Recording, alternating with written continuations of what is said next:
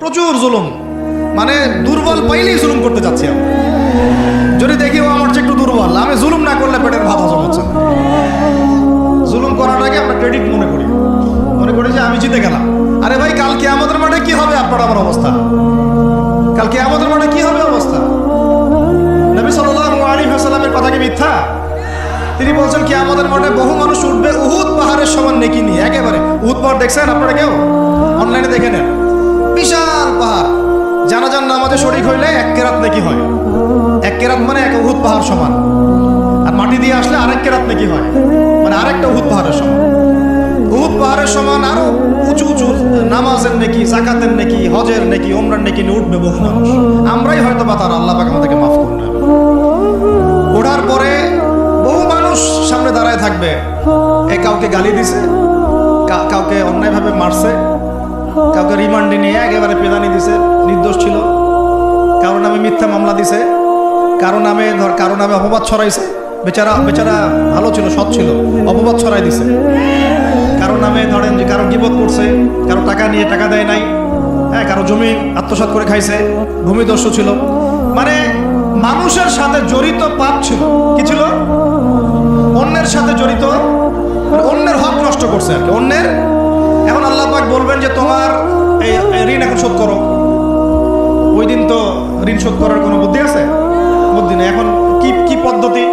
ফেরেশতাদেরকে বলা হবে এই ব্যক্তির আমল নামায় যে নেকিগুলো আছে, নামাজের নেকি, রোজার নেকি, হজের নেকি, যাকাতের নেকি, এইগুলা দিয়ে ওদের আমল নামা ভর্তি করো, যারা পাওনাদার দ্বারা আছে।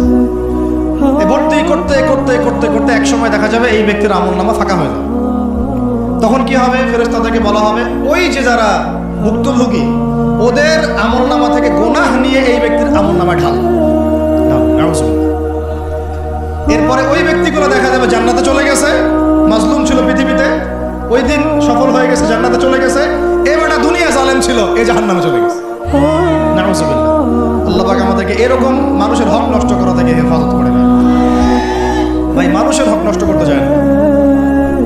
নিজে আমল তো এমনিই কম, ভাঙাচোরা ঈমান, মুনাফিকের মতো বসবাস করতেছি।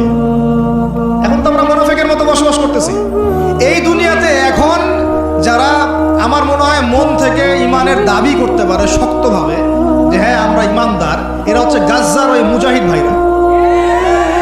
বুঝেন না এই কথা? তারা মনে হয় দাবি করতে পারে যে হ্যাঁ আমরা ঈমানদার। আমরা তো নেফাকের উপরে আছি, আমরা তো স্বীকৃতি দিতে পারতেছি না, সত্যকে স্বীকৃতিও দিতে পারি না।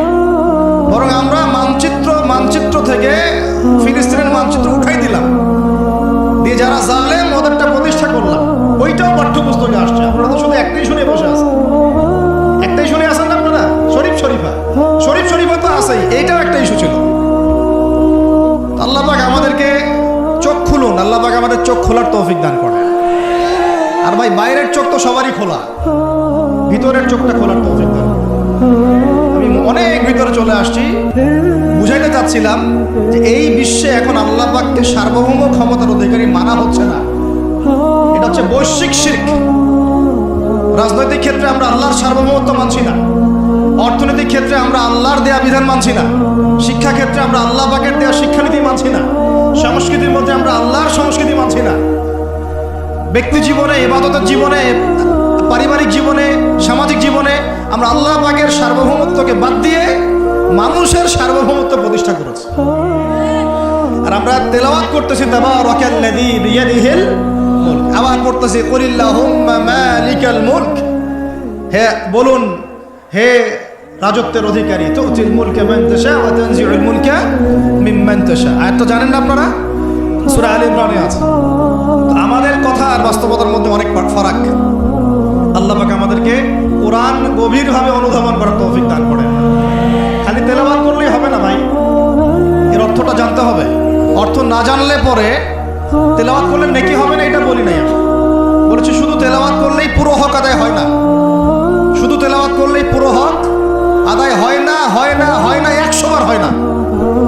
আবার বলতেছি, শোনেন ভালো করে, তেলাওয়াত করলে প্রত্যেক হরফে 10 নেকি হয়, কিন্তু শুধু তেলাওয়াত করলেই কোরআনের সম্পূর্ণ হক আদায় কোশ্চিনকালেও হয় না।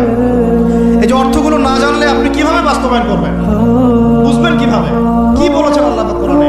এই যে একটা আয়াত দিয়ে আপনারা এখন চোখ খুললো যে সারা বিশ্বে আল্লাহর সার্বভৌমত্ব সভরেন্টি নাই। এখন আমরা মানুষ একটা প্রতিষ্ঠা করেছি কিছু কিছু জায়গায়, ইল্লা মাশাআল্লাহ, কিছু কিছু জায়গায় আমরা মেনে নিয়েছি যে আল্লাহ পাকের সার্বভৌমত্ব ক্ষমতার অধিকারী। এখন তো এটা মানুষের হাতে উঠাই দিয়েছে। আল্লাহ পাক আমাদেরকে পাঠাইছেন দুনিয়াতে তার খলিফা হিসেবে।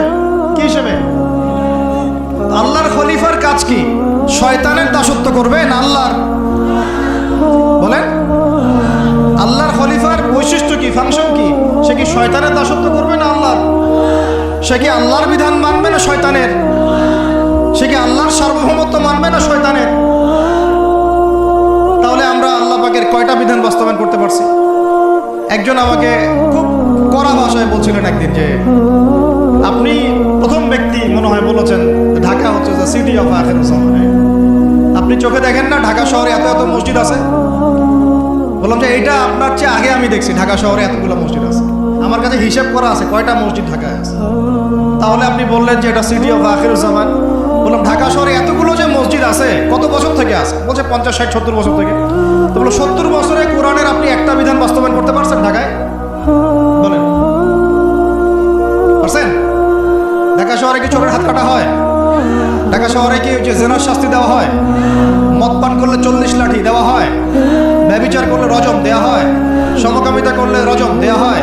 ধর্ষণ করলে প্রকাশ্য মৃত্যুদণ্ড দেওয়া হয়? মসজিদ দিয়ে কি করবেন আপনি? বলেন, এতগুলো মসজিদ দিয়ে কি করবেন? মসজিদে আমরা নামাজ পড়ি, ব্যক্তিগত ইবাদত।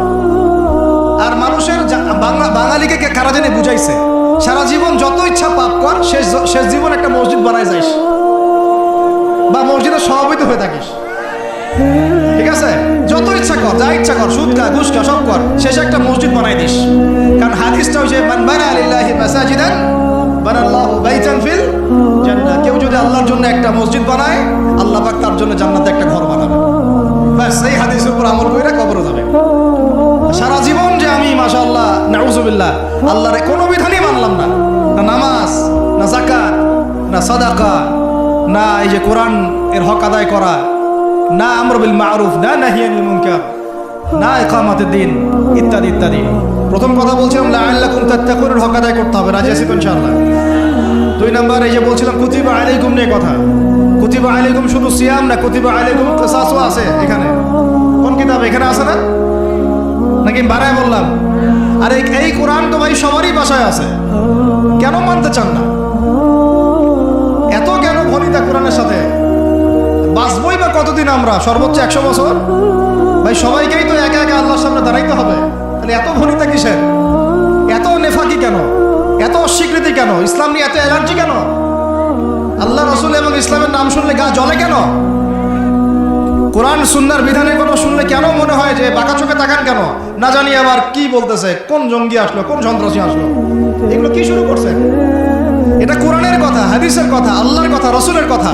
এখানে এইসব শব্দ প্রয়োগ করেন কেন? কবরে কি আমরা যাবো, আপনারা যাবেন না? আপনাদেরকে হিসাব দেওয়া লাগবে না? কি মনে করতেছেন আপনারা? আর এই উম্মার বিজয়ের জন্য কি শুধু আমাদের একার দায়িত্ব না, সবার দায়িত্ব আছে? সবাই মিলে তো শক্ত হাতে একটা হাতল ধরলে না ইসলাম বিজয় হবে। আল্লাহ পাক যে ক্ষমতা যাদেরকে দিয়েছেন, কেন আপনারা বুঝতে চেষ্টা করেন না যে আল্লাহ রাব্বুল আলামিনের কাছেই সর্বভৌম ক্ষমতা, তার বিধান বাস্তবায়ন করেন, আল্লাহ পাক আপনাদেরকে আরো শক্তিশালী করবেন ইনশাআল্লাহ। যদি না করেন তাহলে শোনেন, একটা সময় পর্যন্ত আল্লাহ পাক ছাড় দেন। এটা ইতিহাস। নমরুদ একটা লম্বা সময় ছাড় পাইছে, ফিরআউন আরো লম্বা একটা সময় ছাড় পাইছে, আদ জাতি সামুদ, আসহাবুল আইকা, মাদিয়ান, লূত, কত যে কম চলে গেছে হিসাব নাই।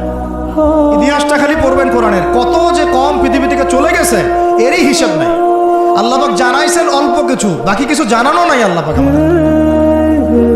জানানি নাই অনেক কিছু আমাদের, যেগুলো আমাদের দরকার সেগুলো জানাইছে। কেউ কি টিকতে পারছিল? কেউ কি আল্লাহর বিধানের বাইরে গিয়ে চলতে পারছে, দুনিয়া টিকতে পারছে? কেউ কি চিরস্থায়ী ছিল? কোন নবীও তো চিরস্থায়ী ছিল না। তাহলে কিসের পিছনে ছুটতেছেন? আল্লাহ পাক আমাদের সবাইকে কথাগুলো বোঝার তৌফিক দান করেন। ব্যক্তি জীবন থেকে শুরু করে এক সর্বোচ্চ লেভেল পর্যন্ত কোরআন, হাদিস, ইসলামকে বাস্তবায়ন করার তৌফিক দান করেন। আল্লাহ পাক যাদের মধ্যে এই সততা আছে, এই মানুষগুলোকে আল্লাহ পাক আমাদের ঊর্ধ্বতন কর্তৃপক্ষ বানায় দেন, আমিন। বা যারা আছেন তাদেরকে আল্লাহ পাক হেদায়েত দান করেন। রমাজানের এই শিক্ষাটার সামনেও এরকম দুই একটা শব্দ আছে, কুতিবা আলাইকুমুল কিসাস। আর একটা তো বললে তো মাথাই খারাপ হয়ে যাবে, বলবো? ওই যেখানে দেখছেন কুতিবা আলাইকুমুস সিয়াম, কুতিবা আলাইকুমুল কিসাস, এই ডানে বামেই খুঁজবেন, 3টা পৃষ্ঠার মধ্যেই পাবেন। লেখা আছে কুতিবা আলাইকুমুল কিতাল, কুতিবা আলাইকুমুল এটা আবার কি? কুতিবা আলাইকুমুল কিতাল, তোমাদের উপর যুদ্ধকে ফরজ করা হয়েছে। কি ফরজ করা হয়েছে? একা একা আপনি করবেন না, একা একা করবেন না, ইসলামিক রাষ্ট্র করবে, ইসলামের রাষ্ট্রের আমির করবে, তার নেতৃত্বে জনগণ করে, একা একা বিচ্ছিন্নভাবে করে না। কুতিবা আলাইকুমুল কিতাল, এইটা যখন মুসলমানরা ছেড়ে দিয়েছে ওই সময় থেকে এই মাইর খাওয়ার যুগ শুরু হয়েছে। অটোমান এম্পায়ারটা সর্বশেষ ওই ফাইট করছিল ওই পশ্চিমাদের সাথে, পরাজিত হয়ে যায় তারা প্রথম বিশ্বযুদ্ধে 1914 থেকে 17-18-র মধ্যে। এরপরে ওই যে ব্রিটেন দখল করে জেরুজালেম, বেলফোর্ট ডিক্লারেশন হয়, তারপরে ইহুদিদেরকে ওই জায়গাটা ছেড়ে দেয়। এরপর থেকে যে 100 বছর হলো, আমাদের খিলাফা পতনের 100 বছর হয়ে গেছে। কত বছর? এটা একটা আশারও কথা। আশার কথা কেন? প্রত্যেক 100 বছর পর পর আল্লাহ পাক পরিবর্তন নিয়ে আসে, এটা ইতিহাস ঘাটলে পাবেন। 100 বছর পর পর আল্লাহ রাব্বুল আলামিন বড় বড় পরিবর্তন পৃথিবীতে নিয়ে আসে। যেহেতু খিলাফা পতনের 100 বছর হয়ে গেছে, আশা করা যায় সামনে কিছু ভালো কিছুই হবে ইনশাআল্লাহ। ওই অটোম্যানদেরকে 1917 সালে 14 থেকে 17-র মধ্যে পরাজিত করে বাইতুল মুকাদ্দাস, যেখানে দেখতেছেন অক্টোবর থেকে এই পর্যন্ত মনে হয় 40,000 ছাড়াই গেছে, প্রাণহানি ছাড়া যায় নাই। বেশিরভাগই নারী আর শিশু, বেশিরভাগই কি? নবী সাল্লাল্লাহু আলাইহি ওয়াসাল্লাম তার জীবদ্দশায় মনে হয় 97টা থেকে 98টা যুদ্ধ করেছেন। কয়টা? এটা তো জানেন না। আমরা শুধু জানি নবী সাল্লাল্লাহু আলাইহি ওয়াসাল্লাম মিষ্টি পছন্দ করতেন, মিসওয়াক করতেন, তারপরে ডান কাতে শুইতেন, সাদা জামা পছন্দ করতেন, দাড়ি রাখতেন, এগুলো আমরা জানি। মাশাআল্লাহ, ওনার সিরাত পড়েন, ওনার জীবনীটা পড়ে দেখেন। 97 থেকে 98টাতে তিনি নিজে লিড দিয়েছেন, সরি, তিনি হয় লিড দিয়েছেন না হলে অন্য কোনো সাহাবীকে পাঠিয়েছেন, মানে গাজওয়া অথবা সারিয়া। এখন এই 100টার মতো যুদ্ধে আপনি দেখবেন না কোনো নারীকে হত্যা করা হয়েছে বা কোনো শিশুকে হত্যা করা হয়েছে, আপনি খুঁজে পাবেন না। একটা ইতিহাস দেখাতে পারবেন না যে মুসলমানদের হাতে কোনো শিশুকে হত্যা করা হয়েছে বা কোনো নারীকে হত্যা করা হয়েছে, আঘাত করা হয়েছে। শুধু আলী রাদিয়াল্লাহু আনহু একদিন এক নারীকে ধরেছিলেন, কারণ নবী সাল্লাল্লাহু আলাইহি ওয়াসাল্লাম বলেছিলেন যে অমুক জায়গায় এক মেয়েকে পাবা, ওই মেয়ের কাছে একটা চিঠি আছে, ও গুপ্তচর বৃত্তি করেছে, ওই চিঠি সে মক্কায় পৌঁছে দিতে চাচ্ছে, ওকে রাস্তায় ধরবা, ওর কাছ থেকে চিঠি আদায় করবা। কথা বুঝতে পারছেন? উনি গেলেন, দেখলেন হ্যাঁ ঠিক ওই জায়গায় এক মেয়ে আছে, এই চিঠি বের করো। আর নাই, আমার কাছে কোনো চিঠি নাই। তিনি বলছেন যদি চিঠি বের না করো তাহলে কিন্তু প্রয়োজনে একদম সব সার্চ করে চিঠি বের করবো কিন্তু। তো পরে ভয়ে সে চিঠি দিয়ে দিছে। এই একটাই ঘটনা পাওয়া যাচ্ছে যে মেয়েদের সাথে যুদ্ধক্ষেত্রে আচরণ। আর এই পুরো 100টা বা 98টা সারিয়ার গাজওয়ায় নবী সাল্লাল্লাহু আলাইহি ওয়াসাল্লাম সাহাবীদের হাতে একটা শিশুও মানে নিহত হয় নাই, একটা মহিলাও নিহত হয়। যদি কোনো দলিল পান আমাকে জানায়েন, যদি আমার জ্ঞানে কমতি থাকে, আপনারা যদি দলিল পান আমাকে জানায়েন, আমার জানা নাই। আর আপনি দেখতেছেন অক্টোবর থেকে এই যে এটা কি মাস, মার্চ, এই যে 5, 6, 7 মাসের মধ্যে আপনি দেখতেছেন যে 40-42 হাজার মুসলমানকে মারা হচ্ছে, তার মধ্যে বেশিরভাগই নারী আর শিশু। নারী আর শিশু, এগুলো দেখলে তো ঘুম হয় না আমাদের, কিচ্ছু করার নাই, তামাশা দেখতেছি সবাই বসে বসে। আর যাদের করার ছিল এরা বসে খ্যাপসা খায়। কি খায়? ওরা সিনেমা হল উদ্বোধন করে, মদের বার ওপেন করে। হ্যাঁ, সুবহানাল্লাহ। পাশে নবী সাল্লাল্লাহু আলাইহি ওয়াসাল্লাম শুয়ে আছে, চিন্তা করেন। সাহাবীরা রাদিয়াল্লাহু আনহুম আজমাইন তারা শুয়ে আছে। ওখানে গেলে মুমিনদের চোখের পানি ছেড়ে দেয় মানুষ। কি একটা অবস্থা! ওইখানে আল্লাহর ঘর, বাইতুল্লাহুল হারাম। অনেকে আবার বলে কি করার আছে আমাদের কিছুই করার নাই। ওই জন্য একদিন বলছিলাম তো কিছু করার নাই, তাহলে নেইমারকে নিয়ে এসে ফুটবল খেলা। ওটাও চলতেছিল। বিভিন্ন বলিউড তারকা, হলিউড তারকা এসে কনসার্ট করতেছে, এগুলা করেন, কিছু করার নাই তো। বেশি না, আপনারা যদি একটু জিও পলিটিক্স পড়েন দেখবেন 10টা, বেশি না 10টা মুসলিম কান্ট্রি যদি একসাথে হয়, 10টা মুসলিম কান্ট্রি যদি একসাথে হয় বা একটা টেবিলে বসতে পারে, এই 10টা মুসলিম কান্ট্রির কাছে যে পরিমাণ সৈন্য আছে, যে পরিমাণ অস্ত্র আছে, যে পরিমাণ জ্বালানি আছে, যে পরিমাণ তেল আছে, আর যে পরিমাণ গ্যাস আছে, আর বাকি কথা নাই বললাম, এই ইসরায়েলের মতো 100টা দেশের সাথে মোকাবেলা করতে পারত। এক একটা বাচ্চার রক্তের বদলা নেওয়া যাইত, একটা একটা বোনের ইজ্জতের বদলা নেওয়া যাইত। শুধু ওই ইমানদার কোন ওমর আল্লাহ পাক এখন আমাদের কাছে দেন নাই। কারণ কেন দেন নাই জানেন? কারণ আমরা তো আর তার সাহাবীদের মতো না। আমরা যদি সাহাবীওয়ালা জিন্দেগি আবার শুরু করি, আল্লাহ পাক ওমর ইবনুল খাত্তাবও পাঠাবেন ইনশাআল্লাহ। বুঝাতে পারতেছেন? আমরা ঠিক না হলে তো আসমান থেকে ফেরেশতা নামবে না ভাই। আর আমরা এই এত দূরে বসে ছোট্ট একটা রাষ্ট্রের মধ্যে আলোচনা করি, কি আলোচনা করি আর কি ফায়দা? কিন্তু আলোচনাগুলো করতেছি আল্লাহর কাছে দায়মুক্ত হওয়ার জন্য, যাতে আপনারা সত্যটা জানেন এবং হকটা বুঝতে চেষ্টা করেন, আপনার পরবর্তী প্রজন্মকে এটা জানান। আল্লাহ চাইতো আমরা না বললে কি হয়েছে, দেখা যাবে 100 বছর পরে হইলেও আমাদের পরবর্তী প্রজন্মরা ইনশাল্লাহ বাইতুল মুকাদ্দাস উদ্ধার করবে ইনশাল্লাহ। কারণ লিখা তো হয়ে গেছে এটা, তো ওইটা আমাদের হাতে আসতেছে ইনশাল্লাহ। এবং ওইখানে 40 বছর ইসলামিক খেলাফত বাস্তবায়ন না হওয়া পর্যন্ত এই বিশ্বে কিয়ামত হবে না ইনশাল্লাহ। কত বছর? কে করবে? ঈসা আলাইহিস সালাম। কে করবেন? ঈসা আলাইহিস সালাম। তার সাথে সঙ্গ দিবেন ইমামুল মাহদি। এটা হবে সামনে। এখন ওইটা যখন হবে, ওই 40 বছর ইসলামী খেলাফত, তখন তাবারাকাল্লাযী বিয়াদিহিল মুলক, ওই আল্লাহ পাকের যে মুলক, আল্লাহ পাকের সার্বভৌমত্ব, আল্লাহ পাকের সরভেন্টি, আল্লাহ পাকের রাজত্ব, ওইটা সারা বিশ্বে প্রতিষ্ঠা হবে। এখন ওইটা নাই। এখন কি আছে? এখন মুলক হচ্ছে জাতিসংঘের, সবকিছু ওদের হাতে। আর এগুলো গঠনই করা হয়েছিল মুসলমানদের স্বার্থ দমন করে পশ্চিমাদের স্বার্থ উন্নয়নের জন্য। একেবারে খোলামেলা কথা বলে। এখন পর্যন্ত ওদের ভিশন এবং এজেন্ডা এইটাই। পৃথিবীর কোনো জায়গায় মুসলমানের স্বার্থ তারা সর্বোচ্চ অগ্রাধিকার দিবে না, বরং আমাদেরকে দাস বানানোর জন্য এটা তৈরি করছে। আর আমরা এখন সেই দাসত্বের মধ্যে চলে আসছি।